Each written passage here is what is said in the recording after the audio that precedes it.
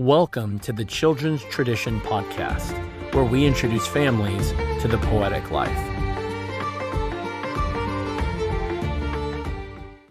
Hello, I'm Amanda Foss, and I am here on the Children's Tradition Podcast doing a Look Inside Your Homeschool series. So today I have with me Jaeka Lange, and we are going to be looking inside our homeschool. Thank you so much, Jaeka, for coming on and being willing to share.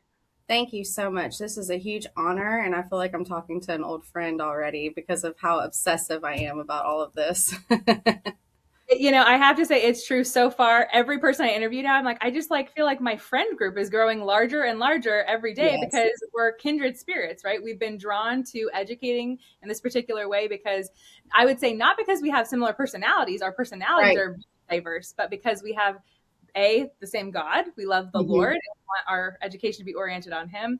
And because of that, we have a similar goal for our education, which is that our children would know and love God most of all. So before we get off into the weeds with that, please let us know, what was your background with education for yourself, and then how that maybe led you or was affected you going into homeschooling?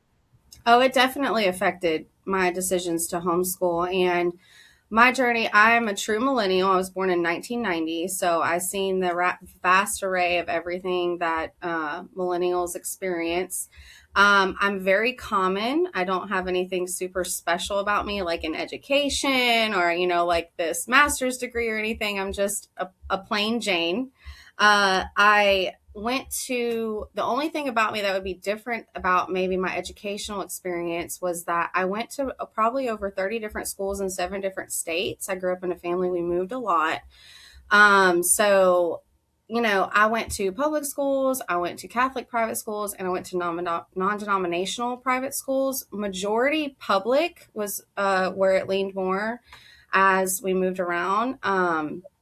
And so that gives me like a very unique perspective, right? Because on one hand, I was always like, well, did I really have a fair shot at a real education in the systems because of how much we were moving, and children do need stability. But on the other hand, I did see all the systems and I seen how they operated, and I seen what the goals were, and I seen the ins and outs, the good, the bad, and the ugly.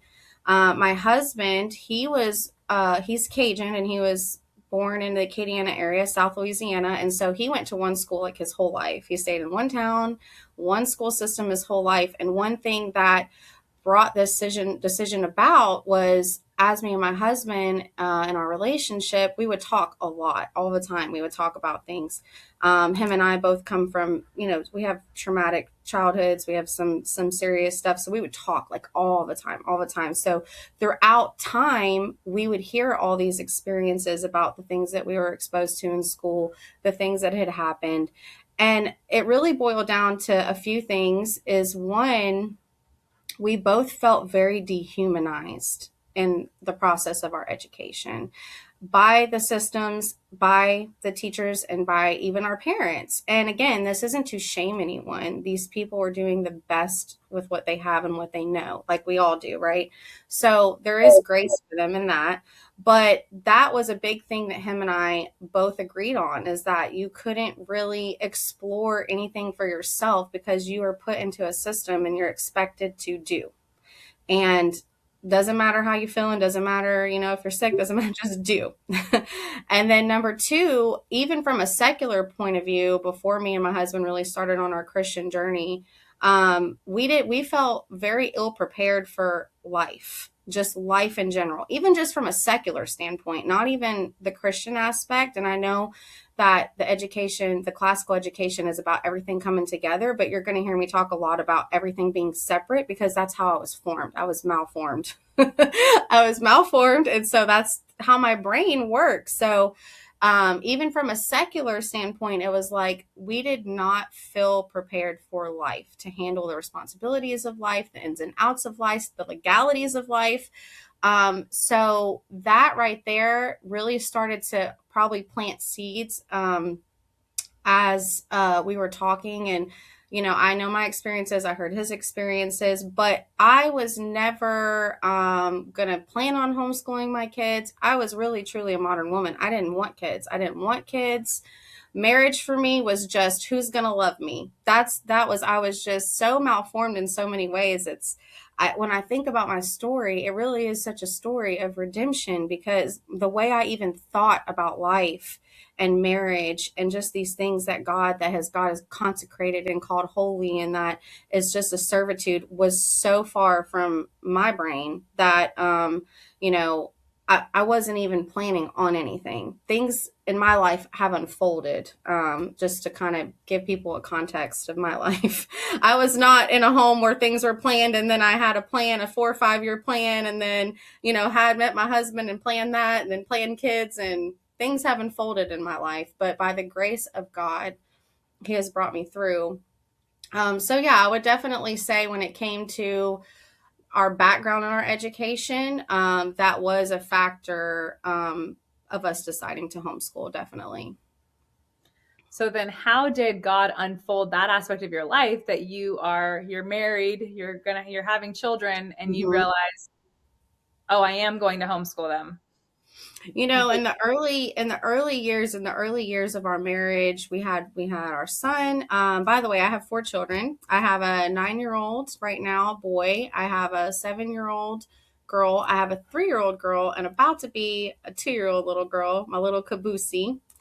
And when I had my son, again, already we were doing things different that were very like subcultural, even just our journeys in our life. Like, we really wanted to do things. We wanted to find the truth in things, and we wanted to follow that. And it didn't always play out like in a Christian aspect, but we already were doing things differently in our life. And whenever he was about 2, he wasn't hitting milestones. He had speech delay. And so something that I'm also going to share too, which I had already told you about, is that we are a low income family, and we'll talk about that more as the conversation unfolds. But that was a component into my journey, because whenever he had the speech delay, the insurances that you're in a system as well. And I mean, everyone on insurance is in a system, but especially when you're on state insurance. So while I was going through this, I'm a new mother. I'm trying to figure out marriage. I'm trying to figure out my walk with God, what I even believe about God. I'm trying to figure out all these things at one time. And then whenever he had a speech delay, and I'm going through all these, and they're wanting to say, oh, is there an underlying issue? Does he need the therapies? And I was getting so much mixed, because I would go to so many different doctors, and I was going to different programs and things. And someone would tell me, oh, he's fine. The others would tell me he needed medical intervention. It was just so much confusion that as a mother, I was like, well, where am I going to turn to? The internet. That's sad to say, but that's where you go. Because when you ask your parents or they're like, go to the doctors, because even they don't know. They were formed on the same system, like to depend on everyone else for every single thing. And there is a beauty in that in the Christian community, but there comes a point where you have to be able to be confident in learning and doing things for your own family, right? And so I had turned to the internet, and I was looking for different things to do with him at home, because he was about 2 years old at this time, and I was pregnant with our second child, who was our daughter. And I came across a mother who was doing different speech things with her children, and she was a homeschooler. And that's really the first seed that planted in my head of even thinking about doing this, because again, I'm a modern woman. I was framed by the system. I was like, oh, there's no way. I can't do any of that. But I thank God and God's grace, it was when my child was so much younger, because I had time to really develop in this, right? So then once I started researching about homeschooling, the experience I had with homeschoolers growing up in the 90s and the early 2000s, it was very rare. I did have a couple of cousins that were being raised by my grandparents that did homeschool sometimes, and they used Abeka, and it's very traditional based, and it's Christian. So in my head, I was like, well, if this mom can do this and I can do speech therapy with my kid at home, I could probably get Abeka like my grandparents did and just do Abeka with my kids and, have that life happily ever after. And I'm laughing because that was just so naive, like such a naive thought, But once I started kind of digging in more into curriculum, then you start realizing there's different methodologies. And that's a lot to take at once, which is why I say it really was God's grace that unfolded in my life while my children were so young. Because I'm very stubborn, I'm very hard-headed, and I needed a lot of time to really unpack all of the philosophies and the pedagogy. I'd never even heard of that word. I didn't even know what that word was. Philosophy, didn't really think about it. I was just living by the seat of my pants. I wasn't really, I wasn't someone who was like brought up to think about deep things. It's like, okay, how are we going to eat next week? That was, that's all the depth of where you were at, like in a survival mode almost. So to think about all these things, it took time with me. So early on, I started buying preschool curriculums like probably a lot of mamas do. I started buying preschool curriculums with my kids, and, we use some of it, but not really, because it's so dry and it's so scripted and it's so this and that. And then, and nothing against any of them, because I know a lot of people put a lot into these curriculums and everything, but, nothing was really, but my kids were still really young, and I had discovered Charlotte Mason, and I had started reading a lot about her and her philosophies and all of her different things. And so I really liked the ideas that she had about children in particular. Because again, I felt so dehumanized as a child and as a teenager. And so that was important to me. That was very, very important to me, that I wanted my children, to have their humanity, to know that they were loved, to not feel shamed, to not feel pressured. Oh my goodness. Like, we would get in trouble if we didn't know our times tables and stuff, and the fear, like literally the fear and the shame, and it just was a horrible experience for me. And so I didn't want to do that to my children. I still wanted to have the standard of academic education. I still want my children to learn things. I'm not just willy-nilly like, whatever, we can just do whatever and it's fine. Like, God will get us through. I still wanted to uphold standards, but I wanted to do it in that humanizing way. And so Charlotte, well, I did at the time research, and Kathy Duffy was really popular, because this was about 2018.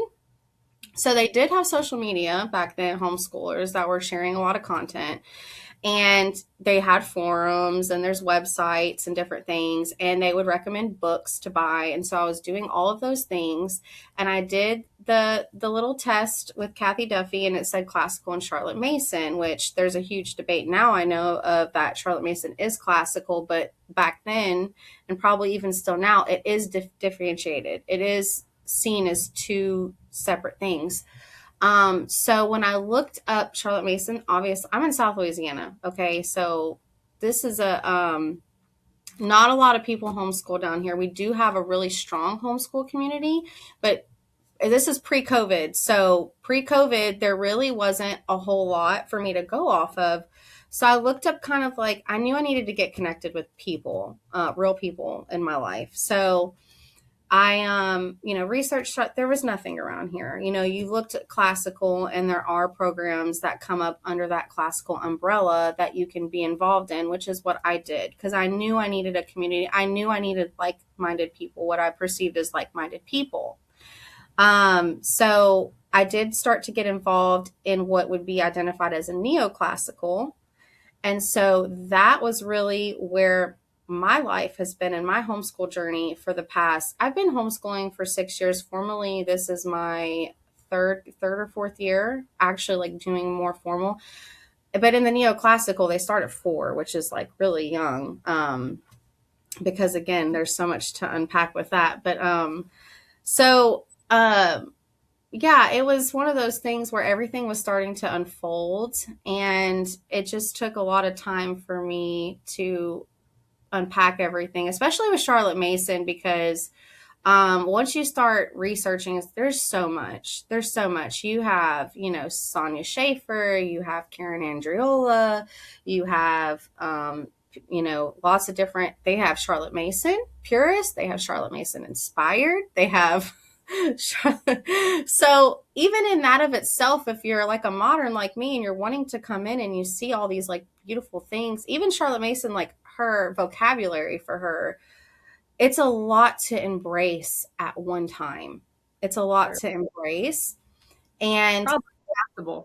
it really is, because it's so beautiful that there's so much, it really is. It's great that you have so many resources, but at the same time, it's a lot to embrace. It's a lot to take in. And they're talking about twaddle and they're talking about living book. In my modern brain, I'm like, a book can't live. What are they talking about? Like, I don't even know what they mean by that, And I'm like, at that time, I still had a very secular mindset. I was like, look, I just don't want my kids to be dehumanized. And I just want my kids to get a job when they get older, and live a good life, happily ever after, go to heaven. That was literally my train of thought going into everything. So even though there was a drawing to that, I couldn't really convert. I could not convert to that because there were things that it was a lot to embrace, which is how I actually started listening to Autumn Kern, was because she started around that same time, God's providence. She started. So while I was doing more traditional with my kids, more neoclassical with my children, I was still listening and researching and reading books about Charlotte Mason. And so there was like two things happening at once in my life. And yeah, it was a lot. It was a lot at that time. Did you feel the fragmentation in that, or did it at that time, as you're listening to that, was the way you were implementing it feel somewhat cohesive? I think it's a complex answer because, number one, it's like everyone will tell you when you start homeschooling your kids, especially pre-COVID, post-COVID, it's a little bit more acceptable, even though it is subcultural. When I first started telling people I was going to homeschool my kids, it was not well received. And so, you're really just trying to find a community of people who aren't going to be like, oh my gosh, you're going to ruin your kids. And, they're never going to make it. They're never going to make it, because that's the feeling and the advice that you're getting. And you do get a lot of cuts with, again, especially back then. I think it's definitely, the trend now is different. But back then it was hard. And so I wasn't so much, and my kids were so young, and I was having more babies, my husband was wanting to go to college. I just was trying to find something where I could find like-minded people who wanted to, that was my first level, right, of where I was at. And so the neoclassical model at the time even felt weird to me. There were things about it that weren't sitting right with me. But I was so desperate for a community that, you're just like, okay, whatever, because you're so modern. It's like whenever your intuition or whenever the Holy Spirit's trying to show you something, you just, okay, whatever. I'm just trying to do for my kids right now because I love my kids. That's all you're thinking about. But it did, I think for me, especially with wanting to get more into the Charlotte Mason, I couldn't figure out, how that was really going to benefit my kids for the real world, what I would have associated as the real world, right? Sure. Because even though I didn't like traditional, I just believed at that time, my kids need this because this is just the world we live in and they need to learn this way. And, but I wanted it because you know why? When I was in school, I have the most horrible memory. Okay. I have those horrible memories. I just remember either horrible things or really great things and not a whole lot of gray area. My husband will even tell me stuff and he'll be like, you remember? And I'm like, no, I don't remember that at all. But I do remember, especially all the schools that I went to, all the teachers that I had, everything. I specifically remember in 4th grade, Miss Jayla, my 4th grade teacher, would sit down. We did Abeka. I was at a private school at that time, and we did Abeka, and we do all of our stuff. And she would sit in this black computer chair, and it was a small class. I don't know. There's 10 of us maybe. And she would have us sit around in a half circle, and we'd all have our little knees touching each other and everything. And she would read to us. And I still to this day remember that. And I remember how impactful that was to my life. And at the time, I couldn't really put words to it, why it was so impactful. But I remember that. And she read the BFG to us, and she would do the voices for the Friendly Giant. She would do all the little voices. And then she read Fudge-a-Mania to us. So was it maybe like top children's literature? No, but the point being is that I remember that. And so throughout my whole experience, that stuck out to me. So I knew there was something to it. I knew there was something to it because of my own personal experience with it. But yeah, it was hard to embrace it. And yeah, there was fragmentation because even the neoclassical, it doesn't make a whole lot of sense, but they have a lot of literature that will make it make sense. And that, I read Well Trained Mind, I read The Core by Lee Bortons. They even in some of the curriculum that you get, it will have like in the beginning, and it will explain why, and it kind of in your head makes sense, like, oh, you learn these things and you learn all these facts, and then later in life you implement them. Sure. But I would say it would be almost like a new twist on my education, because essentially that's what we're taught to do, and my education was memorize facts and then test. So it was difficult, but I just couldn't let go of how I was formed. I was formed so deeply by that system that it was hard for me to reconcile it. There was a fear, right? There was such a fear about it. And I think maybe that isn't talked about enough in the homeschool communities, is like, yeah, we are fearful. We don't want to mess up our kids. We don't want to, cause harm to our children. We don't want to disservice them in any single way at all. And, the school systems, whether it's private, now they have charter schools, you got public schools. I mean, those are massive conglomerates that you're going against. You just feel like this itty bitty person. And you have like your childhood that you're trying to deal with. And then you have your walk with Christ that you're trying to deal with in your marriage. So it's very complex, right? It's not very singular. And that's been my experiences anyway. Yeah, no, it is complicated. You're right. And I think a lot of it, because we live in the age of, ever since the Enlightenment, we live in the age of reason. So a lot of, to your point, a lot of just the neoclassical arguments, it's a reasoned out argument. Now, if you pay attention, you'll notice, they're often quoting somebody from the tradition who has said that, because that wasn't in the tradition to only learn facts and then to learn the knowledge later.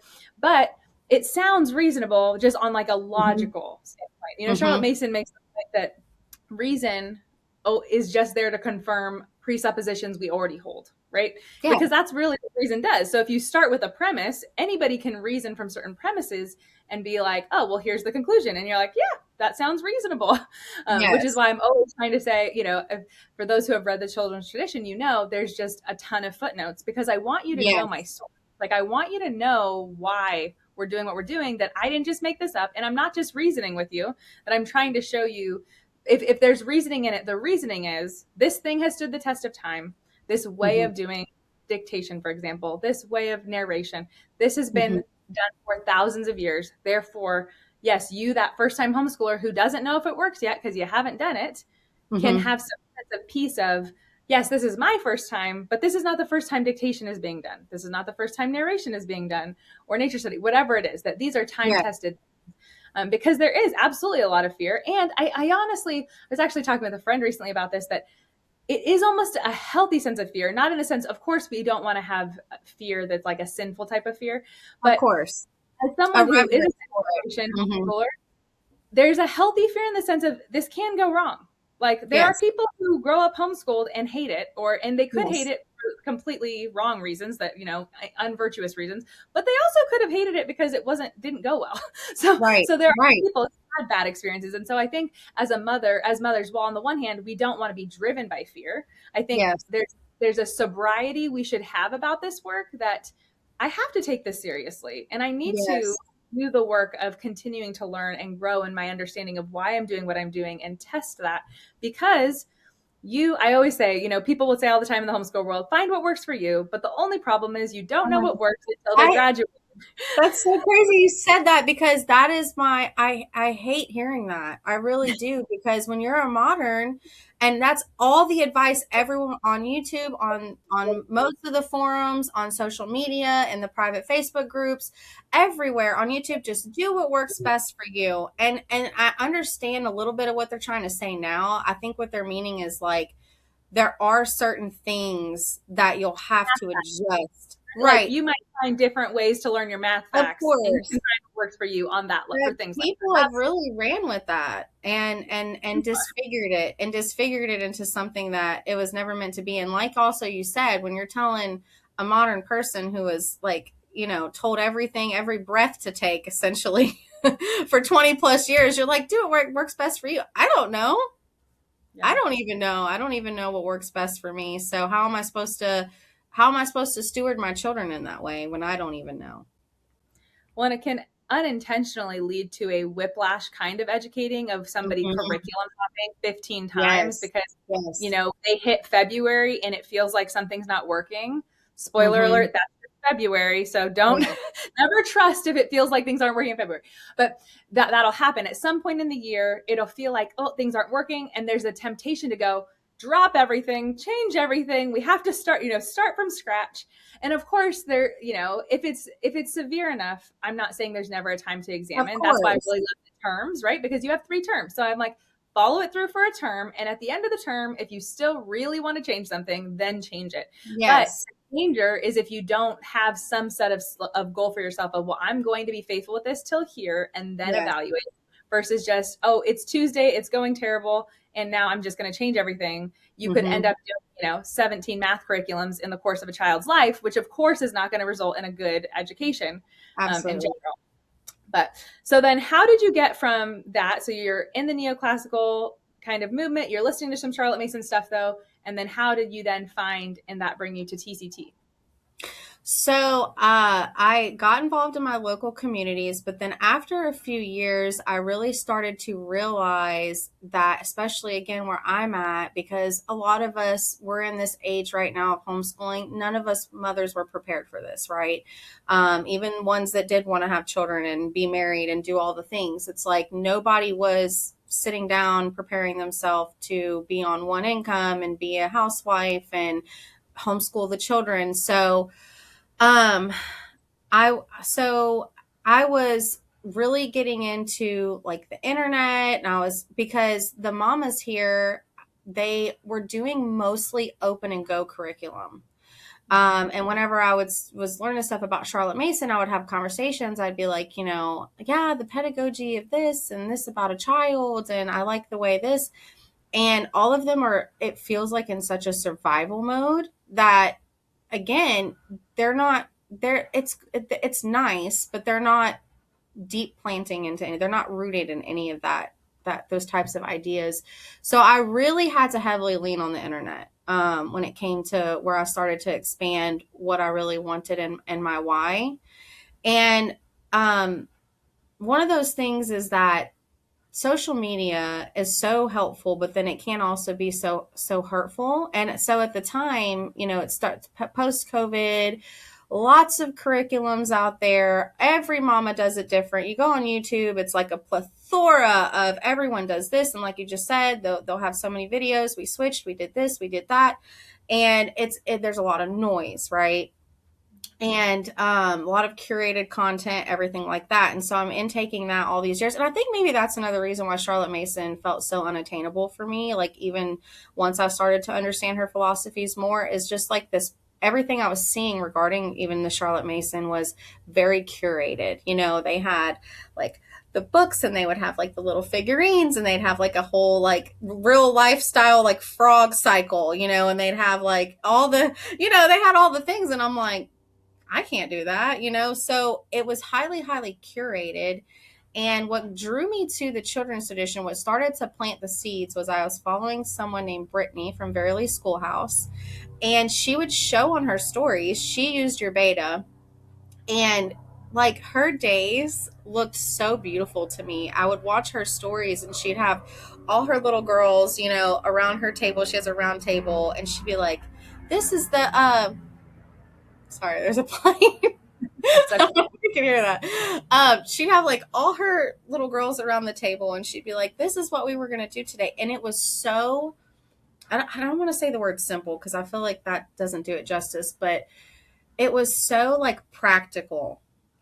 And she had like her little book stack, and she'd have all her little, and they were engaged. Like it was candid shots that she was showing, right? It wasn't like this highly curated spread. Don't get me wrong. I love a highly curated, look-see. Okay. I love that. It's beautiful and I love it. But what drew me to what she was doing was it just felt more like a peek inside my actual day. Right. And so she was using it and talking about it a lot on her stories. And I would see her like them at the table and her girls were really engaged in it. And then she would like be out for a walk with a book. And I'm like, oh my goodness, that is what I'm trying to get to. That like, is what we get permission to just like read a book outside.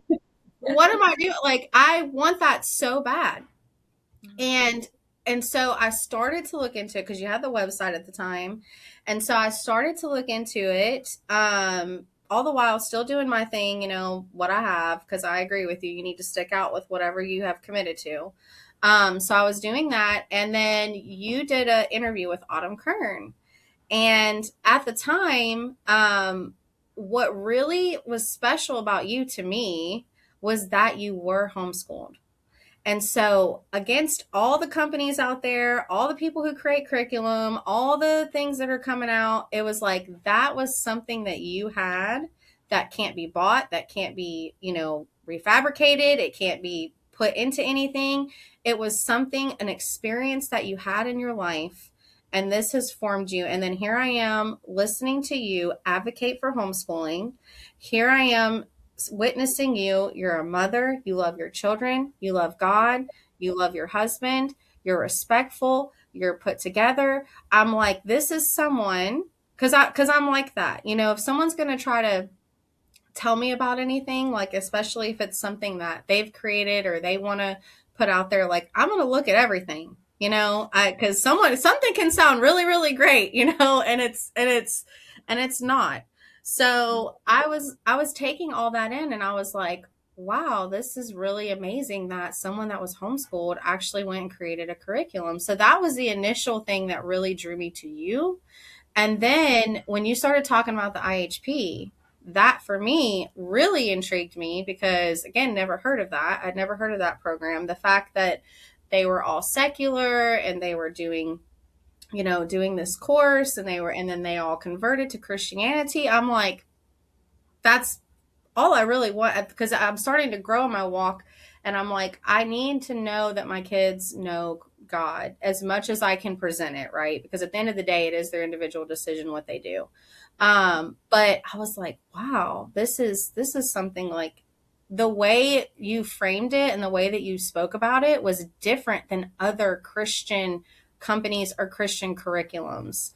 So that's really what drew me in. And then I purchased the beta. And so all the while, I'm laughing because all the people I'm hanging out with are like neoclassical. They're doing that with their kids. And I'm over here like, Amanda Foss said, like, we can't manipulate our kids because that's in the Bible. Like, we're not supposed to be doing that. And they're kind of like, okay, Jaeka, like, okay, whatever, Which, I mean, no, I did have like really good conversations with people, but I could not quit talking about you to everybody. Like, I was talking to you about people who don't even homeschool, like people that I was just meeting. I was like, y'all, like, we're really supposed to be just experiencing life. And, people probably thought I was a little bit, which I'm a little unhinged anyway. So people kind of know I'm weird like that. So, but when I'm going on and on about this thing, they're like, okay, cool. But it was just so revelatory to me. And what really, so it was planting seeds all the while. And what really made me commit, because at this point I still wasn't 100% committed. I was liking the ideas. It was unfolding, But what was different about your curriculum, and by the way, I researched a lot of curriculums, not even just the neoclassical one I was in. I looked up multiple classical. They had other literature-based programs out there. I was always researching and looking at different options. But what drew me and made me commit to yours was that it really convicted me. It really, even just in the credenda and praxis where you're laying out what a child is, what humanity is, what it means to be a Christian, seeing you put reality in a capital R. That was something I had never experienced before. That was something I had never heard anyone in my entire life. I grew up around Christians. I grew up, I went to Christian school. All these things. Here I am, 35 years old. Well, man, I was 34 at the time. But I'm like, how am I just now meeting someone that is ordering everything as God says? And I'm not trying to like shame anyone for where they're at, but it just was mind blowing to me. Like it convicted me. And so that for me was whenever I knew this was something that I needed to see through. And it was still a really hard decision because I have had so much invested in the neoclassical, and that was what I had been doing for so many years. And I was involved in those communities. I even directed and co-started one with another amazing mama that I did last year. And that was when the fragmentation really started to happen, was when I was teaching and directing a neoclassical uh co-op that I started. I'm reading all your stuff in your credenda and praxis about why this isn't the way to truly educate children.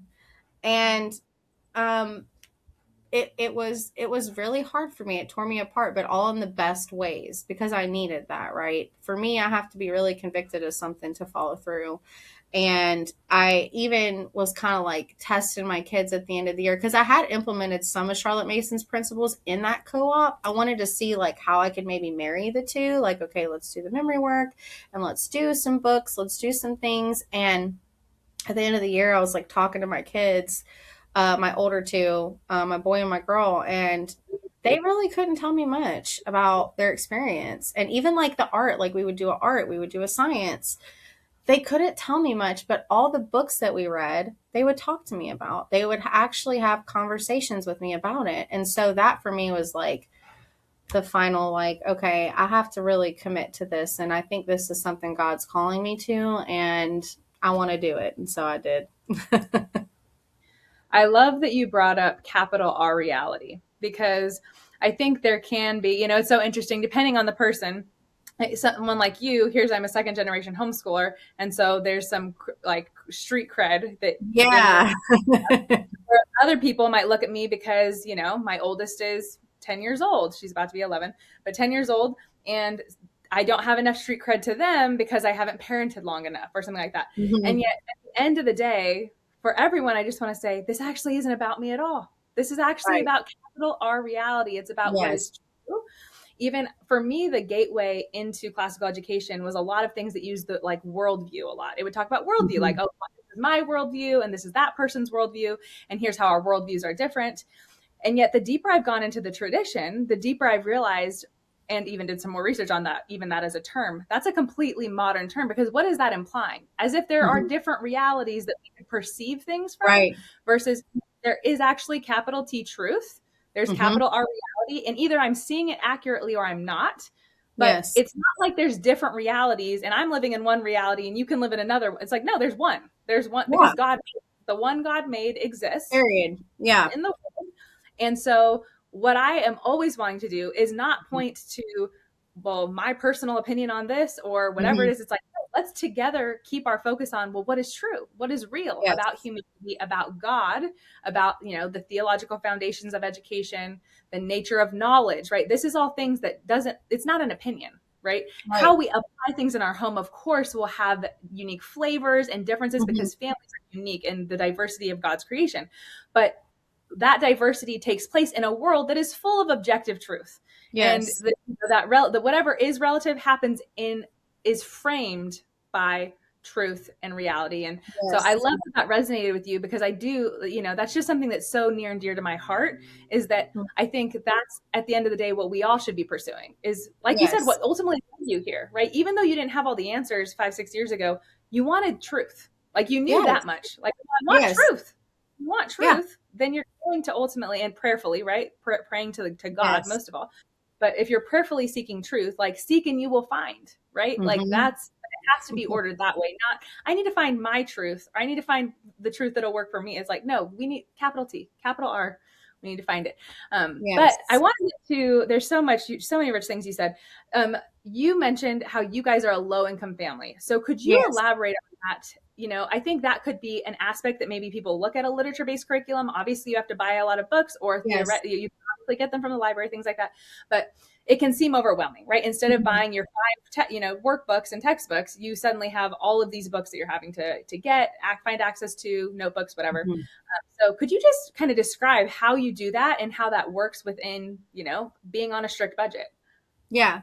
So I think first of all, I want to just like bust a lie that I see on the internet all the time, which is you can homeschool for free, totally for free.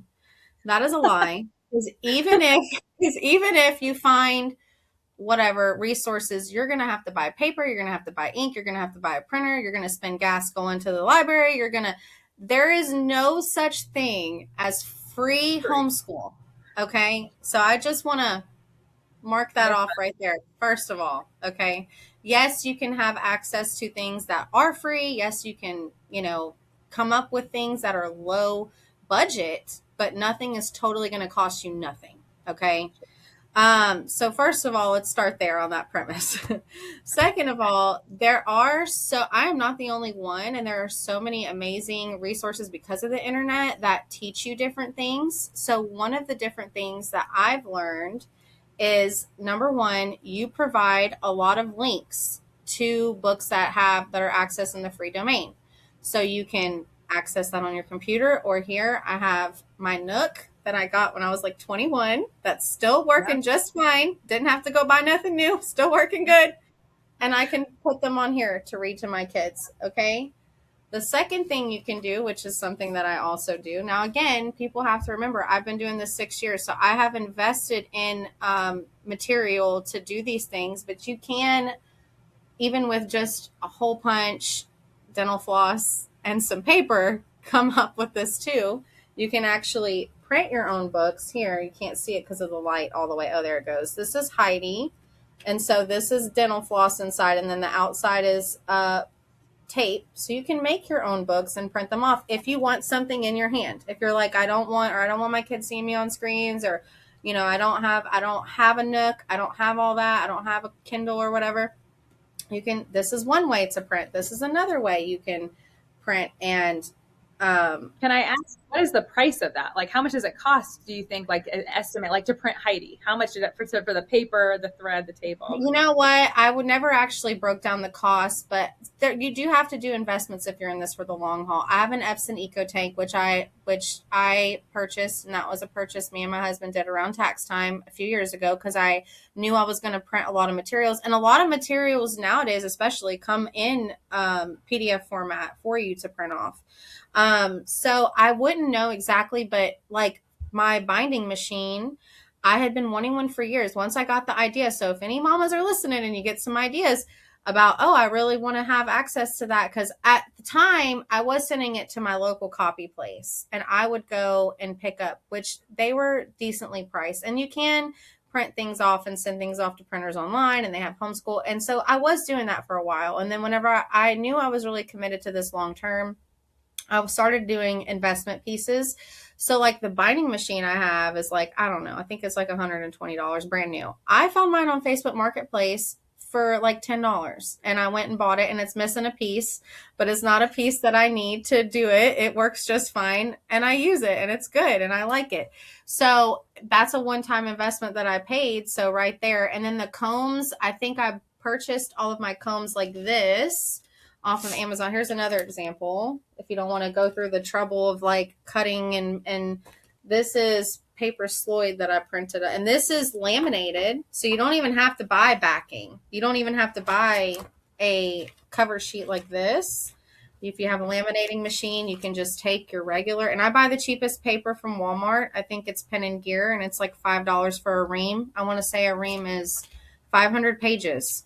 So that's affordable, and then with the Epson Eco Tank, it prints front and back, so I'm not wasting paper. But if all you can afford, for a long time, I had the basic Epson, and that's what I did, and I didn't print front and back, and it was fine. And guess what? Here's another thing that I did. If you don't want to do that, here's your beta. This is the beta. I printed it off, and I put it in a binder. You don't have to have a binding machine. Again, I'm 6 years in, people, so I have these things now, but by the grace of God. But you don't have to have all that. You can print Pinocchio off an 8.5 by 11 on your printer, do your hole punch. And this was a used binder. I bought this used too. Thank you, Mike Serio, whoever that is, for your used binder. And I put it in here and it works just fine. And it works just great. It's fine. It works. Just do whatever you can afford at the time. And if you're in this, just know if you're in this for the long haul, you will accumulate things as time goes on because you start looking for those things, right? Like I know I needed a binding machine more than I needed like the covers, right? I needed the actual binding machine first. So that was my focus. And by the grace of God, I found one on Facebook Marketplace and went and picked it up and bought it for a very, very affordable price. So, talk to people. You might have a homeschool mama who has one, and you know what? You might say, hey, I do all my planning and my prepping during this time of the year. Hey, can I borrow it? Or can I come to your house and use it? I mean, there's so many different things that you can do. And like I said, the most simple, if you want to, is just print it in a binder right here, put it in the binder. I know it's not aesthetic. I know it wouldn't look good on a layout on an Instagram post, but guess what? I can read it and it works. And I learned about capital R reality with this. So it works just fine. The words are the same. I love that. Yeah. And then, so that's one option. Well, one option is the digital, which you provide a lot of links. Second option is start to printing your own stuff and accumulating your own things. And then the third thing is for books that you can't find, of course you can go through the library. I don't know everyone's library how it is, but mine's very easy. I have an app and I look for the title and I go and pick it up and they let you keep it for like 6 months as long as nobody has it on hold. They don't even, you don't have to bring it back in 2 weeks as long as it's not on hold for somebody else. So that's been very beneficial for me. The fourth thing that I do is I have a list. I have a running list that I keep that I carry in my purse that has all the books that I need. And because they do have library sales, there's always people selling stuff on Facebook. There's lots of real world options. Like even my grandma, she had a copy of Fox's Book of Martyrs. And I was like, I didn't even know she had that. And I said, Mama, is it okay if I have that? And she's like, yeah, baby, go ahead. You can have that. So there's different ways to accumulate. You need to know what books you need is, I would say, the most important part is you need to know which books you need. And then the last thing that made it affordable was I did shop prices and I bought all of the books that I could used. And so you can go to, what's that website? There's a website that you can go to, but it does like Abe books and thrift books and a couple of other, bookfinder.com, and you put a title in and it will give you a list of all the different websites where you can buy a used book and the prices. Now look, it's a labor of love. Okay. You're not just going to come on here and wham, bam, it's all here. It's all here for you. It takes time, right? And anything in life that's worth it is worth the sacrifice of doing. So it does take time to find, hey, there might be a really specific title that is hard to get, it takes time. It takes time to do those things. And then, I have my copy of Burgess Bird Book here that I bought. I think I bought this one off the thrift books. It's ugly. Okay. It's not a pretty copy. It's the parrot on the front. The printing inside is not that great, but guess what? I can read it. My kids can visualize it in their head. That's all that matters. This whole movement that you need everything so aesthetic and so perfect. Yes, we want things of beauty for our children, but that doesn't need to be, whenever you're on a budget, that doesn't need to be the priority. The priority needs to be functionality and what can I afford to provide this for them. So, those are just things that I've done. They've got me through. Even my family, I'll say, hey, my kids need these books.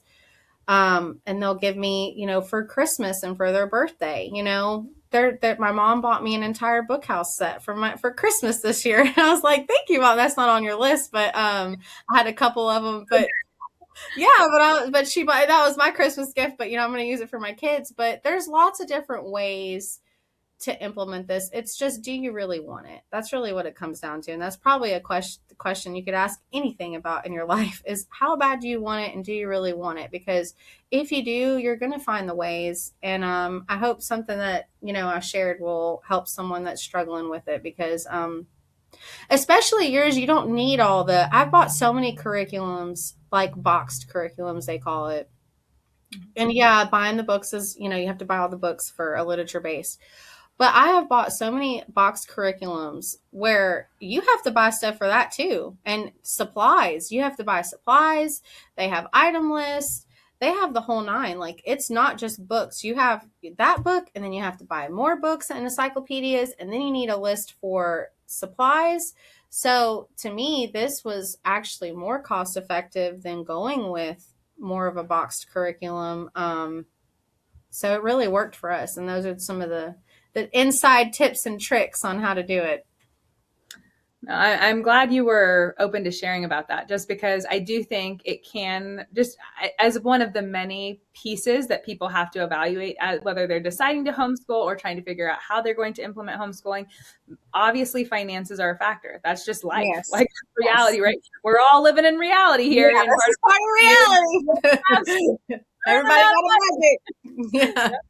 And so, yeah, I loved the ideas you had, and that word simplicity, I know you said a little bit earlier, like obviously simple can sound negative, but I completely agree that there is a simplicity to a lot of these things that ultimately are, because if you think about people historically, they couldn't ship from Amazon, right. a box, a million different pieces and all these different utensils and tools. Like, it was just simple, right? It was, kids had their little chalkboard and a piece of chalk, or kids had, the teacher had one book and they stood at the front and read to everybody that one book. And, so there's just, because we are working within a tradition where people did not have consumerism and mass marketing and all this stuff, because the world just wasn't shaped in that way, 500 years ago or 1,000 years ago, there genuinely is a simplicity. Like, when I think of for our tutorial program, I have to get, at the beginning of the year, I'll be like, all right, here's your supply list. Well, the supply list is like 4 things. It's like a notebook, some color pencils, some watercolors. I can't even think of another thing. There might be one other thing. Like, for the older kids, maybe if it's optional for the older kids if they want to have their copy of a book, but we never make anybody have a copy of a book because the teacher has a copy. So you don't have to come to class. Like all of that, there's a simplicity to it that ultimately you can have a very, I think it's actually, I was just talking with Patrick about this last night. People can misinterpret the simplicity as lacking depth, right? They think, it's just so simple. It's like, it is simple, but the amount of depth you can go with a notebook and paper, or a notebook and pencils and some good books and getting outside, like, you can go as deep as you want to go in that things. And I think too, what people don't realize, because I have participated in I was in cooperatives, and actually for 2 years I was in one that wasn't neoclassical. It was just a eclectic academic co-op. The thing about that you see a lot on, especially the internet, where it's all like the beautiful layout and it's all the things, and you, as a mama, you will get so burnt out so quick trying to keep up with that. And it's not a real view of everyone's day to day, because you're having to bust out paint, you're having to clean up, you're having to lay stuff down, you're having the babies crying, this one needs a diaper change, this one spilled and they're crying. It's like you create more chaos. And what you don't realize is you're trying to give your children a moment, right? By having all those extra things for your kids. And then you get frustrated as a mother, because then whenever chaos ensues, which usually it does, especially if you have younger kids, my kids are, I would consider, more elementary. So I had experience more when they were younger, chaos starts breaking out. Then you're irritated. Then you're like, what am I doing? And then the lies like, oh, I'm failing at homeschool. They can't do these things. And I think a lot of times, especially like in our modernity, we equal like busyness with fruitfulness. And we really are so sunk into that. Like, the busier I am, the more I produce, the more that I do equals more fruitful. And what we don't realize is that is actually not true. Actually, it's the opposite. Like, most of the time, the more busier you are and the more complicated something is, you're going to lack a lot, because your patience is already wore thin. You're not really enjoying the moment. And then you feel guilty as a mom. Like, why can't I just watch my kids and paint? Who cares if they're making a mess? Like, all these, thoughts are like going around in your head. And it's like, there's something beautiful to just pulling it all back and you're not putting a shield up by having all this busyness, and really just connecting with your kids and letting what you have, what God, where he has put you, what resources you have, what availability you have, and using that to its fullness will help you so much in this journey, more than anything you could buy or purchase.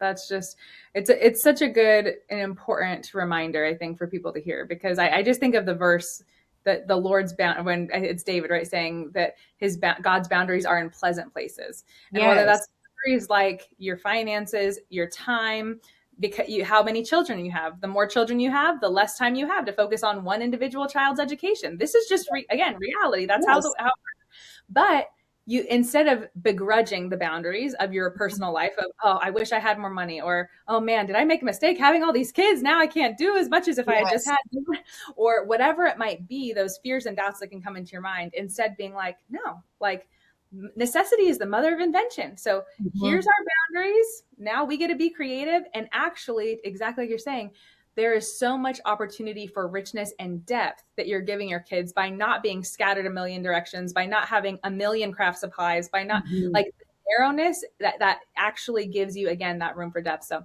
I just appreciate so much of everything you shared. I cannot believe we have almost talked for an hour. So I'm going to just keep us plugging along here. Okay. But your day in the life, what does an average day in your homeschool look like? Okay, so like an average day, wake up, the kids are eating breakfast. A lot of people like to, do school while their kids are doing breakfast. I don't. I like to give that time for them to just wake up and eat, and they talk. And especially my son, he loves to tell everyone his dreams that he had that night, and they want to ask about the day and everything like that. I'm trying to get my cup of coffee going. And then we move into what you have labeled as the benediction table in the curriculum, but I do put mine, and I want to show. I call it the benediction basket. So everything that you have listed, I have in here. So my kids even know, by now they know, benediction basket. And first of all, I want to say too, we do not do every single one of these things every single morning. So if a mama's looking at this, honey, you're doing a lot just in the morning. This is not every, this is the warm up. No, this is these are all scheduled, right? So on rotation. Yes, on a rotation. And I do use the sticky note method with a lot of different things in here.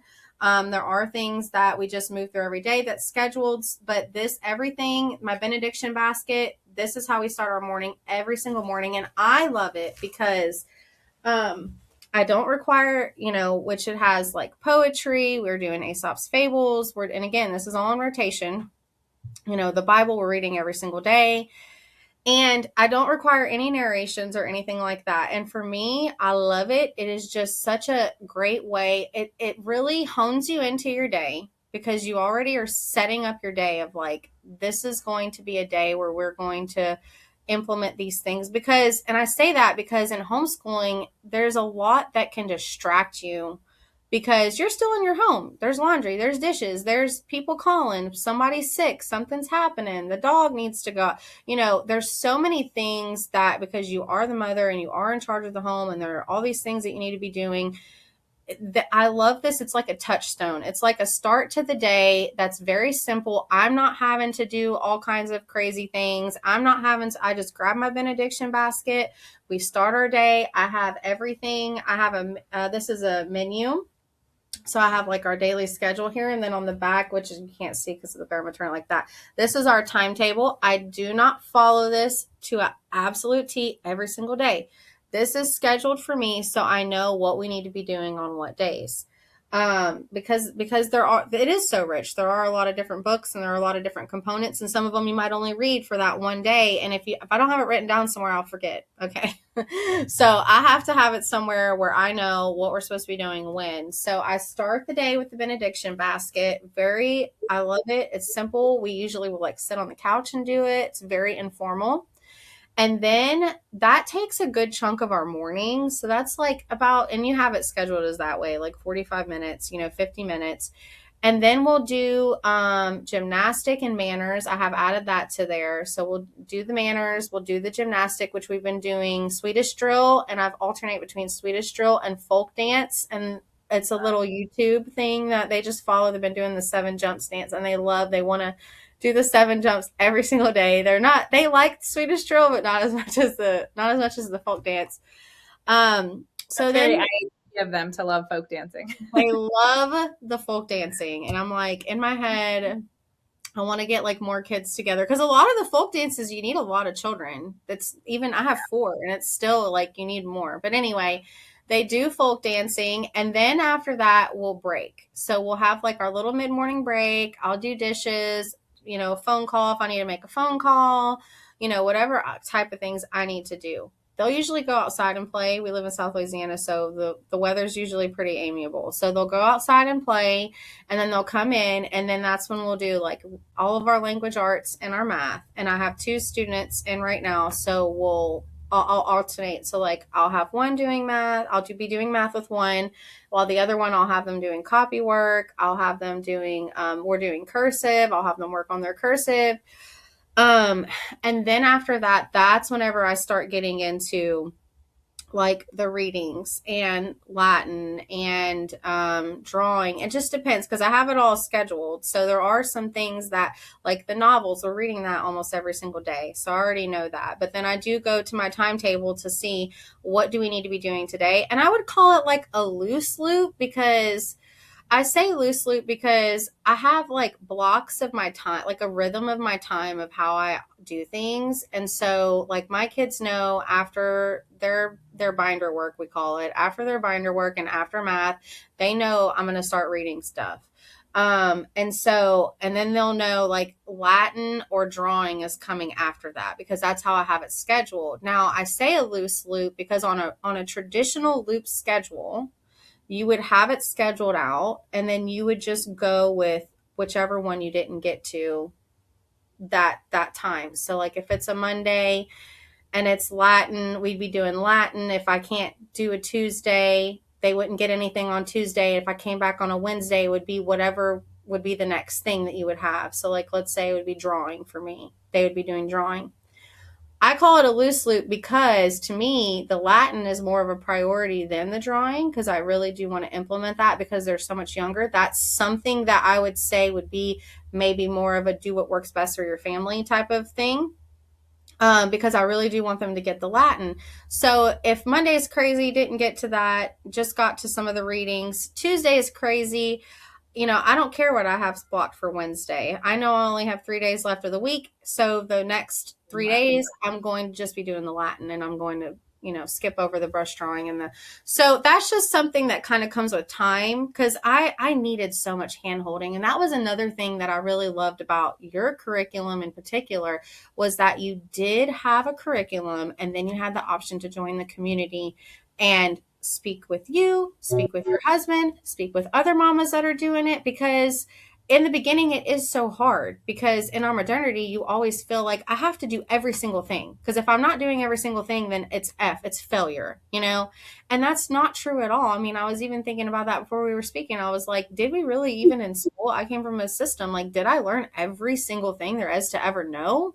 Absolutely not. So why am I trying to put that pressure on myself? Now, it doesn't mean that there's no standard. That doesn't mean that there's not something to aim for, but you're never going to implement this. You might have a day where everything goes perfectly and smooth, but you're going to have a lot of days, especially like me. I have 2 toddlers, So I'm just trying to fit in. That's where priorities become important in a homeschool. You really need to understand. And again, this takes time because you have a lot coming at you at once. I mean, I never thought about Latin. I never thought about drawing. I never thought about, all these things. But over the years, as I've dug in deeper, I've gotten more into understanding the tradition.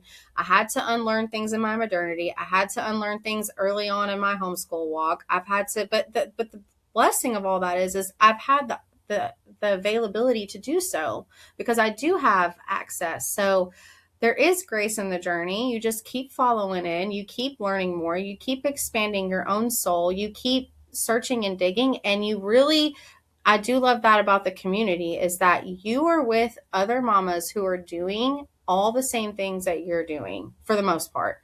And you really need that. Even if you're really involved in your own local community, like homeschool community, no, you're never going to meet someone that's doing everything like you. I'm pretty sure I'm the only person in South Louisiana that has TCT. So I would love to change that. But yeah, we definitely need more for sure. But that's what the website's for. I think we could all agree that if having a in-person community that provided all the camaraderie and the, just the fact of, oh yeah, we're doing the same thing. We can have conversations about what's going on and swaps or whatever, whatever those details are. How are you doing Latin or how, that would be ideal. We all agree about that. But unfortunately, when we don't have that, having something like the tool shed really comes in to be helpful, because you're not left on an island, even if you are maybe. Yeah, because you can search the internet, but that takes a lot of time. And I know, because I've done it. It takes a lot of time, and it takes a lot of time to arrive at an answer. So it's such a blessing to have a direct place that you can go to get the answer that you need, that's going to align with the mindset of where you're at. Yeah, no, I love that. So has there been anything for you or for your children that has surprised you since kind of making the shift in your homeschool from more neoclassical to implementing a more poetic approach to education and life? Absolutely. I think number one, just even like I said, the conviction that I had, even as my own walk and my own Christian walk, of what you said about God and about the reality and about how children are made in his image, and that they're not something to be ruled over, they're to be stewarded. That is something that, for me, my experience, and again, I love my family, but we were ruled over, like we were just told what to do, and it was out of love. They loved us and they were trying to do what was best for us. But it disconnects you and you feel very isolated. And then whenever you feel isolated, a lot of negative and bad things can happen.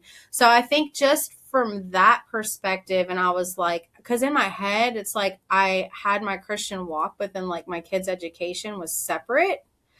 And this is what bridged the gap for me of like, no, Jaeka, this is all integrated. Everything is integrated, and how you're teaching them and what you're doing and what you're giving them is either going to bring them closer to God or it's not. And that is what our goals as Christian. Everything we do needs to be revolved around that. So that right there, just that conviction of that and me sharing those ideas with people, was really revelatory for me. As far as like the implementation, I love our mornings now. I actually, at our church, I brought up the Psalter for the psalm singing. And everybody, I was like, okay, y'all. I was like, I got something which at our church, we actually sing a lot more hymns. We don't sing a whole lot of contemporary music. It has to be very in line with our doctrine for us to sing something more contemporary. So there's not much. But we do, but I was like, I'm going to bring this music. Okay. And I had to preface it. I was like, I know y'all aren't going to like it because, it is in the beginning when you're so modern, these things, you're distanced so far from it that it's like a shock a little bit, And so I was like, yeah, it's a shock to the system, right? But it's a good shock, like a life-giving shock, like you're dying on the thing and they're like trying to, get you back to life.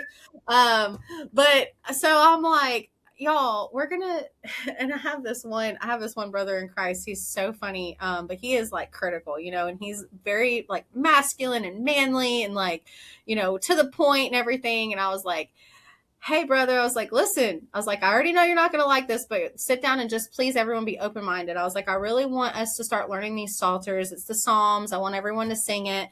And I brought it to our church. And the first night that I played it, I just printed out the lyrics on a sheet, gave it to everybody at the church, which we have a very small church. We only have like, on average, like 15 people. So I was like, okay, y'all, we're not going to know it the first time we sing it. Okay. I was like, so just listen, everybody just listen. And then we're going to play it every Friday night. We're going to play it and we're going to learn this song. And then hopefully we can include it in our Sabbath worship service. So they were like, okay, yeah, sure. We'll listen to it. That's fine. And I played it. on YouTube, and everybody was like trying to sing along. Everybody was listening. And when I turned the music off, my husband was kind of giggling, you know, he was just like, okay, what's Jaeka got us into now? Like, why are we, because it's very ethereal for anyone that hasn't heard any of the Crown and Covenant Psalters. They're very like ethereal sounding. And so everyone loved it. Even my brother in Christ. And it was so funny because he was like, at first I didn't like it. He was like, when you first started playing it, I didn't like it. And he was like, but when he started reading the words, when he heard the words, God's word being sung, and there was even another brother in Christ who was there who said, that really just stilled my soul. I mean, you cannot fabricate that. You can't manipulate someone into that. You can't fabricate that. That is something that is given by God. And this is something that he has given us to get that. So that was even shocking, like how I was able to even implement that in my real life, like how I was able to bring that. The other thing is just my kids, how much they love it. I remember we were like 3 or 4 weeks in, and I had got sick. We had got like the norovirus, and I was sick, and it was like the 3rd day in, and my son brings me like the book stack, and he's like, so when are we finishing? Like, when's good, Mom. I'm like throwing up. He's like, when's Winnie the Pooh coming? Like, I need to know what happens to him and Christopher Robin, you know? And I had never, that is something I think as moderns, like we want something that we can quantify, right? We want quantifiable, we want data, we want statistics, we want something to prove that something is great. And we want it usually in some type of form in that manner. You can't quantify your child that you gave birth to, that you're just trying to do the best with what you have, with where you are, going and grabbing your school, the education you're trying to give them, and coming and them enjoying that and asking you to do that. There is nothing that I could put on paper that's going to show anyone modern that that's great. But as a mother and as someone who loves their children, you know how much that means to a mother whenever they come and their kids actually enjoy and desire something, and not only desire it, but desire something that is good for them, something that is going to help them. That is, you can't put that on pen and paper, you know? And so for me, that was kind of my first moment of like, you know, because it is a lot to get used to the reading and stuff. It is a lot to get used to all the reading. You know, I didn't just wake up and just, okay, I'm going to do this now. And I bought all the books, and then everything, you know, we're frolicking in the fields and nobody's crying, and, you know, everything's great. And all my little kids just came around me like I'm a mother hen, and I read, and they just narrated so beautifully, and it was perfection. No, like I'm a real person with a real life. I have 2 toddlers that are crying. I have people that are hungry. You know, I have a husband that works. I'm, you know, trying to live for Jesus. You know, I have all these things too. And so it was like, yeah, you're going to have a learning curve. So I just want to tell any mama out there that's like thinking about this, or they've purchased it and they're wanting to implement it, and it just seems super overwhelming. You know, that would be a time where you focus on the priorities. Read through what Amanda has written in here and pray, and you decide what the priorities are. So if you can only read 5 books, or you can only pick 2 things from the benediction, it's fine. Like, it's okay, because you have, even though you have all the curriculum here, that's the aim. You're not always going to hit the aim right at the get-go. You know, no one picks up an arrow and hits it and hits the target perfect the very first time you ever do it. It just doesn't happen. So you have to start with your priorities and getting used to it, because it is a learning curve. But I absolutely love it. When I read regurgitated stuff, I hated it before, but even more now, like the things that are like our math is very scripted, you know, I hate it. And you get burnt out. You get totally burnt out, because you're like, oh my gosh, I'm going to have to open up this book, and I'm going to have to read this script to my kids. And because then they ask a question that's not on the script or something, and you're like, I don't know. It's just so different than you just read it. Everyone's sitting and paying attention. You're reading the story. I'm surprised at myself. I have all kind of voices. I have a perfect British accent now. No, I'm just kidding. But I have and my kids love it. At first they didn't like it though. They were like, Mommy, why are you doing weird voices? But yeah, but now they love it. Now they could not live without it. They need the voices. And and when I first started, I wasn't doing the voices. When I first started, I was like, okay, and this was here, and then he was here, and then because it takes a while to get the flow. But God has given us the ability to learn and to grow, and I have grown. And that surprised me because it was difficult in the beginning to implement, but I absolutely love it. And there was so much to it that my kids picked up on that I don't pick up on, that you can't force. And it even changed me. I think that was really the most, not even just the credenza and praxis that you did, but like we read Farmer Boy, and I had never heard that book or read that book or anything. And I read it in the first few chapters. I'm just reading through it, doing my checklists, and reading the book. And in my mind, I'm like, I'm doing this for them. I'm reading this book for my kids, right? And so I'm reading the book, and so you're invested in the characters already. You kind of get some giggles, you kind of get some, little like, yeah, that's right, Pa, like that's what you should have did, you kind of in your head, but you're reading it to your kids. But I would say like a semi-poetic or a type of poetic experience that I had was when the chapter they got to about the ice. When they got to the chapter about the ice, because already, these people are hardworking people. They're rural people. They are working hard. They're going out at night to save their cows so they're not freezing to death. And you're taking all this in, and you're like, wow, this is really cool history. This is really cool to know. Or, wow, that's really great. But whenever they got to the chapter about the ice, and I was reading it to my kids, but I'm taking it in as well.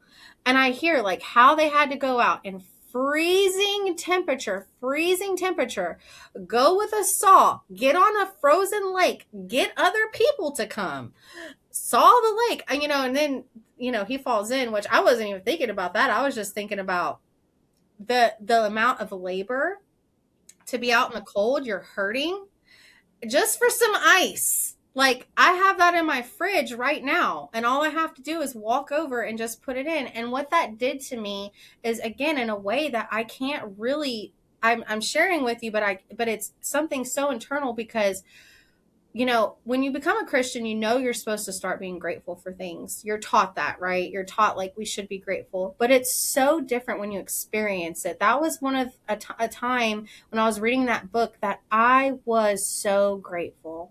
I was just so incredibly grateful inside. Like, wow, Lord, I have ice and my meat is frozen and my kids aren't going to get sick. And I know they didn't get sick all the time back then. It wasn't about them getting sick, but just the amount of labor.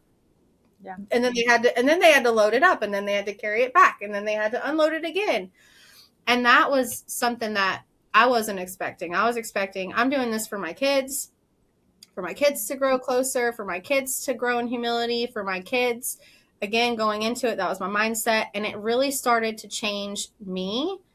And even and I know we've been talking a long time, but even in Farmer Boy, in the last chapter, whenever you get to the last chapter, my kids were so upset the book was over.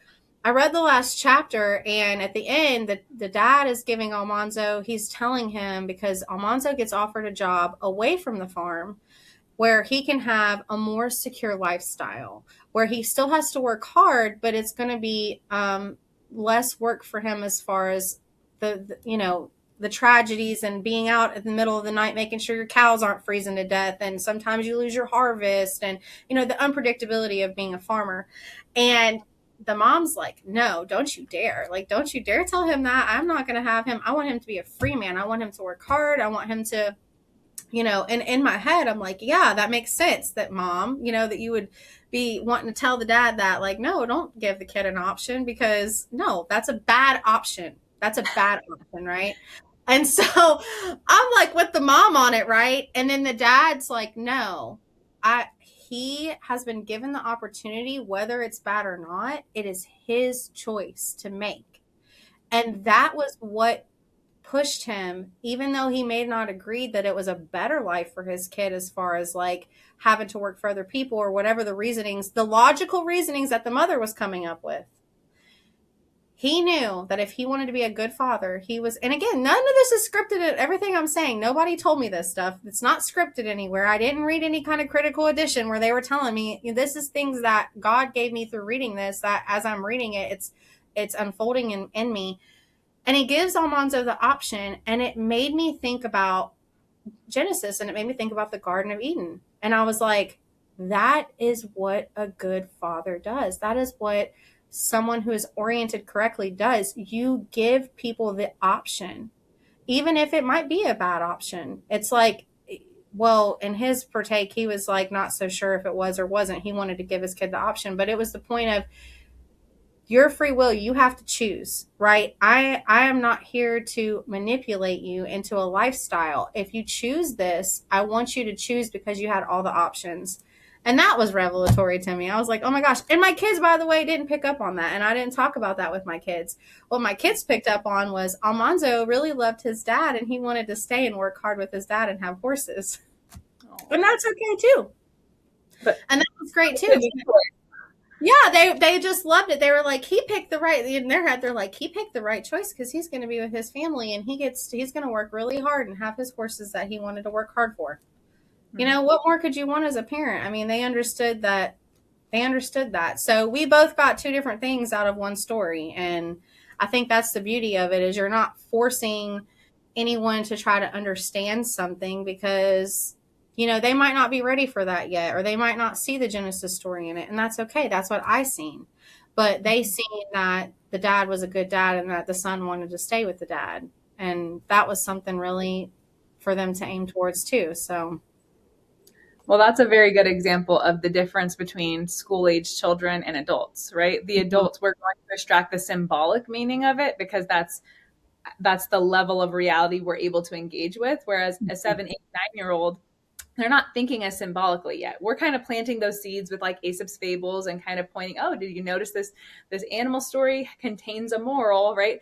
But, you know, or things like that. But yes. At the end of the and we're giving them all these stories that are, in fact, symbolically rich, like fairy tales or whatnot.